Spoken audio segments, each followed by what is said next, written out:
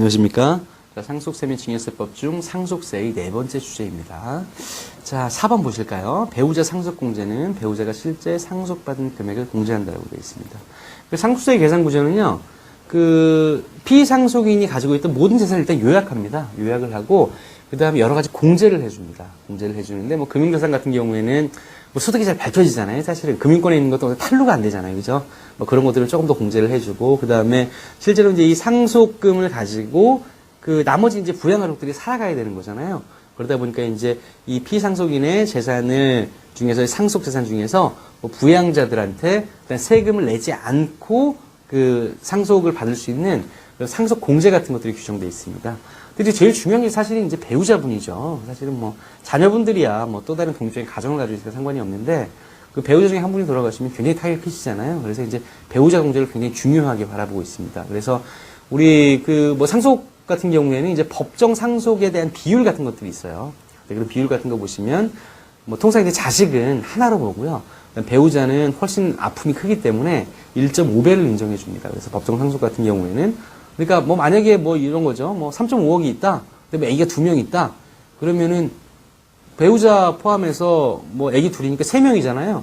3명인데 그러면 3.5억이니까 그러면 3점 몇 억씩 나눠 갖는 거냐? 그런 게 아니라 배우자는 1.5를 인정해 주잖아요. 그 다음에 아이들은 1씩 인정을 해주는 거니까 분모 자체가 3.5가 되는 거죠. 그러니까 3.5억 중에서 3.5분의 배우자는 1.5를 인정받기 때문에 1.5억을 배우자가 가져가시고 나머지 1억씩이 이제 자녀분들한테 배부가 됩니다. 그래서 배우자 같은 경우에 이제 실제로 상속받을 수 있는 상속 공제액이 다른 분들보다 좀 높은 편이에요. 근데 이제 이런 배우자 상속공제를 어디까지 인정해 줄 거냐는 얘기인데, 배우자가 실제 상속받은 금액 모두를 공제해 주는 것은 아닙니다. 그래서 정답을 보시면 상속세 및 증여세법에 따른 한도가 규정이 돼 있어요. 그래서 한도가 규정이 돼 있고, 다만 배우자의 상속공제액은 최소한 5억 원까지는 무조건 보장을 해줍니다. 5억 원까지는요. 그래서 배우자의 상속 규정에 따른 한도가 있기 때문에 실제로 모두 인정해 주는 것은 아닙니다. 자, 규정에 따른 법조문을 보면서 한번 살펴보도록 하겠습니다. 상속세 및 증여세법 19조네요. 그죠? 그래서 배우자의 상속 공제라고 되어 있고요. 자, 동그라미 1번 한번 보시겠습니다.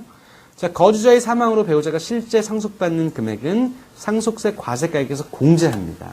다만 그 금액은 상속재산의 가액에서 배우자의 법정 상속분, 이런 것들을 곱해서 계산한 금액을 공제를 해줍니다. 그래서 공제를 해주고요. 그 뒤에 쭉 보시면 금액이 30억 원을 초과하면 30억을 한도로 한다라고 되어 있어요. 그러니까 배우자의 상속분은 법정 상속분으로 계산을 해보는데 일단 30억까지밖에 인정이 안 되는 거죠. 그러니까 섭섭할 거 없어요. 그죠? 30억이 굉장히 큰 돈입니다, 사실은. 그죠? 그러니까 이게 딱 경우에 따라서 이제 크거나 작거나 다를 수 있겠는데 일반적인 기준에서 봤을 때 30억이면 굉장히 큰 금액이신 거죠.